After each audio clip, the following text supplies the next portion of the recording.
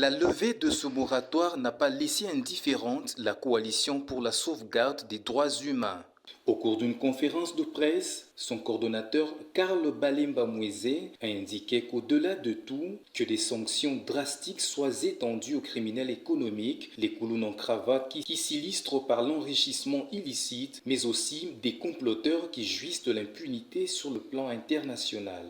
En tant que défenseur des droits humains, et la CSDH qui tient vraiment à tous les instruments juridiques qui protègent la vie humaine et qui la sacralisent, ne peut pas encourager qu'on ôte des vies à des gens. Mais c'est dans tous les sens. Nous, on n'est pas à géométrie variable comme nous reprochons aux autres. Si on ôte des vies à plus de 10 millions de Congolais depuis 30 ans et ça passe sous silence, comment voudriez-vous qu'on ne ôte pas de vies à une dizaine ou une centaine, même si c'était quelques centaines, pour que les 10 millions ou pour que les années à venir, on n'ait pas à perdre 10 autres millions.